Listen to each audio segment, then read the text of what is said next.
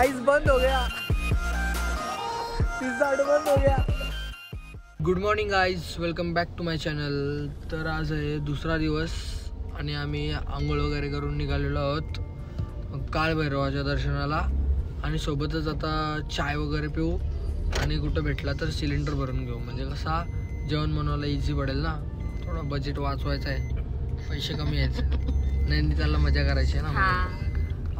तर आता तुम्हाला नेतो मंदिरात।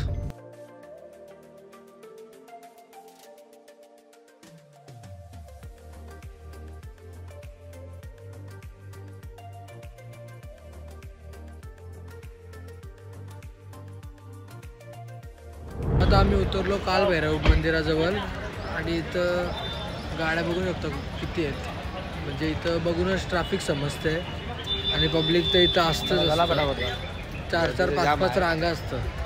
आता बघू किती पब्लिक आहे, त्या हिशोबाने मग दर्शनाचा विचार करू।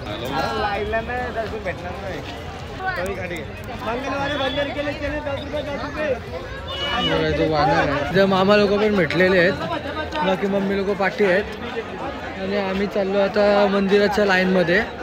आज लाईन जरा कमीच दिसते म्हणून वाटते असं पटापट दर्शन होईल, म्हणून आम्ही चाललो आता घ्यायला, दर्शन घेतोच आता। बाकी इथं पण काल सारखेच ब्लॉक आहेत म्हणून इथं पण पाय दुखायला लागलेत बेकार बेकार। कालचं मुलं माझं पाय अजून बेकार दुखतात असं, हां, आणि आता परत दुखायला लागतील, उधर पाय आमतील आमचं। ही इथून लाईन स्टार्ट आहे, आणि इथून असे 5-6 जरी लाईनी असा कंटिन्यू करायचा आहे तेव्हा आम्ही तिकडे पोहोचू। चल मधींशी चल, फटाफट जाऊ चल। मी फटाफट करून जाम लोकांना ओव्हरटेक केला, मधींशी निघलोय आणि एवढेच अजूनपर्यंत बॅरिकेड्स क्लिअर, म्हणजे 5 का 6 रो क्लिअर केलेत। ब्लॉगर्स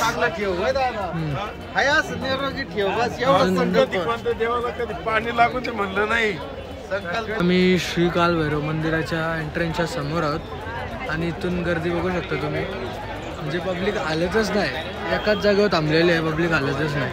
मध्येपर्यंत अशीच लाईन आहे, एकदम स्लो होते दर्शन आणि वरतून एवढी पब्लिक अजून थांबलेली आहे, आपल्याला लाईन कधी येईल ना कधी नाही। तर फायनली आता अर्ध्या तासानंतर आम्ही त्या मंदिराच्या एंट्रन्सवर पोचलो, जास्त वेळ पण नाही लागला, पब्लिक पण कमीच आहे, बघू शकता गर्दी। आता आम्ही पायथ्याशी आलो, गर्दी आता थोडी कमी झालेली दिसते, पाठी वाढलेली आहे। आणि हा आहे श्री काळभैरव मंदिर उज्जैनचा, इथं देवाला दारू चढवली जाते, म्हणजे ज्याला दारू सोडायचं असतं तो इथे दारू घेऊन येतो आणि या देवाला अर्पित करतात, त्यानंतर मग तो सोडून देतो, असं काहीतरी आहे। आपण आणणार होतो पण नाही आणली, भेटली नाही कुठं। मागच्या वेळेला पण आलतो तेव्हा पण इथे यायचं होतं, पण गर्दी बघून परत गेलतो।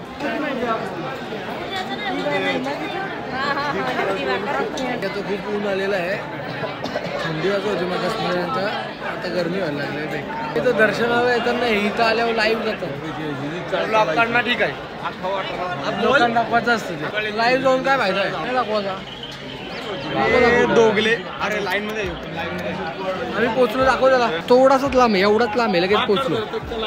फायनली आम्ही पोचलो काळभैरवाच्या म्हणजे ते मंदिराजवळ, पण आता आम्ही चाललो आहोत दर्शनासाठी।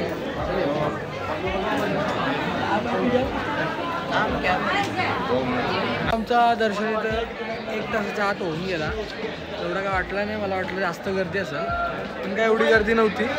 फोटो आणि व्हिडिओ पण काढले आम्ही, ते मला एक्सपेक्ट नव्हता, असं इलिगलीच काढणार होतं, पण काढून दिलं ते चांगलं होतं, काय बोलले नाही, सगळेच काढले असा। बाकी आता निघतो इथून नाश्ता करायला, जाम एकदम बेकार भूक लागली। A few moments later. तर आता आम्ही पोचलो एक्झिटला आणि आता इथून जाऊया नाश्ता करायला, जे फायनली मंदिरातून एक्झिट होतोय।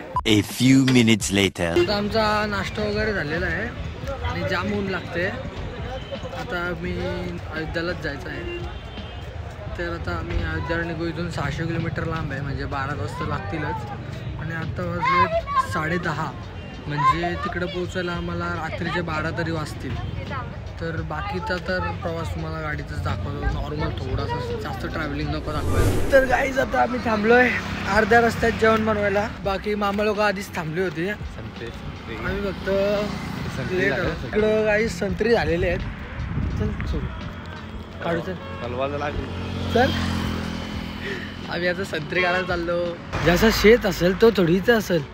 श्रीराम जय श्रीराम. इथं राम मंदिर आहे छोटासा. मंदिर नाही लिहिलंय फक्त.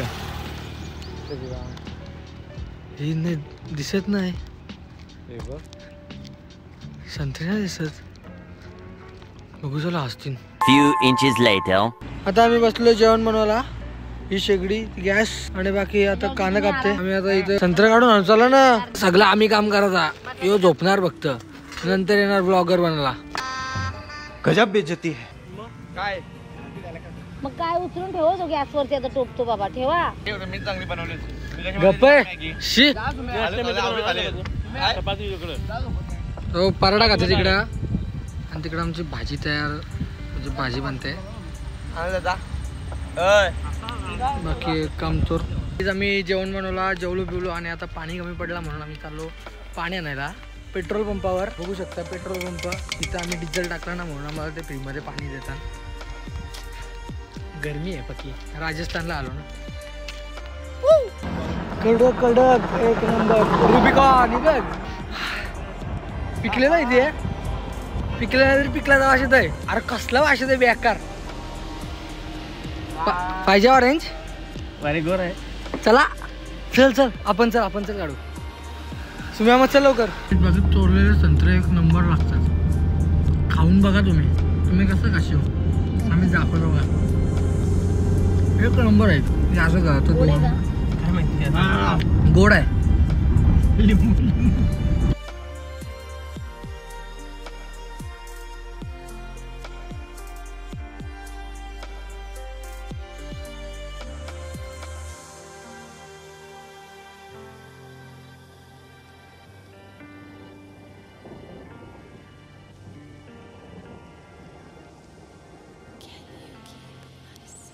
गाईस 8:30 वाजले आणि आम्ही जेवायला उतरलोय राजस्थानमध्ये. अजिबात थंडी नाही. थंडी बिंडी कायच नाही.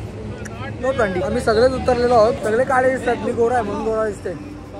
चल पुढे जायचा नको ना मला. तर माझा पुढे जायचं गाईस. तर आता वाजले 8:45 आणि जेवायचा प्लॅन पोस्टपोन करून आम्ही आता चाय प्यायचा प्लॅन केला. कारण की इथं धडका ढाबे नाही आहेत म्हणून विचार केला चाय पितो. आणि आता स्पेशल कूलर चाय मागवलेले आहेत सगळ्यांसाठी. तर पहिले चाय पिवानंतर हायवेला लागलो. आता म्हणजे 5-10 मिनिटात हायवेला लागलो. तर तिकडं आम्ही फूड प्लाझामध्ये खाऊ जेवू. 220 किलोमीटर आहे. तर 220 किलोमीटर क्रॉस करून आम्ही वृंदावनमध्ये एंटर आहोत.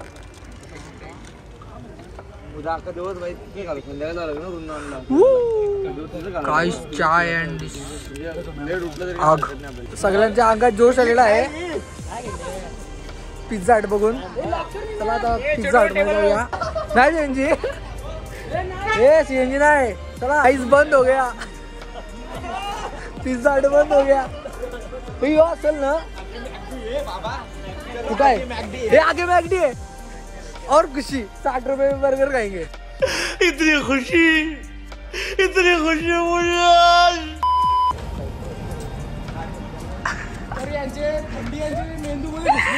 मुझे. हे त्यांना काय ठेवलं आतमध्ये. त्यांना आतमध्ये ठेवलंय. हे त्यांना सांग अख्खात बनवून दिलं तरी चालेल. आतमध्ये बघ ते तुझ्या. आता आम्ही आलोय हॉटेल खंडेलवाला. एसी रूम रेस्टॉरंट काहीतरी खंडेलवाला इथं आलोय. कारण की बाकी सगळं तर बंद आहे. मग आता इथंच खाण्यापिण्याचा बघतो. तू शकता मी टी शर्टच नाही थंडीत लावत. जो मर्द होता है उसे दर्द नहीं होता मेम साहब. मगाशी तिथं गेलतो तिकडं पण जेवायला नव्हता. तो पण बंद झालता. म्हणून आता आम्ही आलोय भगत चौधरी ढाबामध्ये. इथं बघू शकता असं पंजाबी टाईप फिलिंग येते पंजाबी सारखा. आणि आता जेवायला मागवलेला तो पण आलेला आहे. पटकन वरती जाऊन जेवायला बसूया. काय जेवायला हे मागवलाय.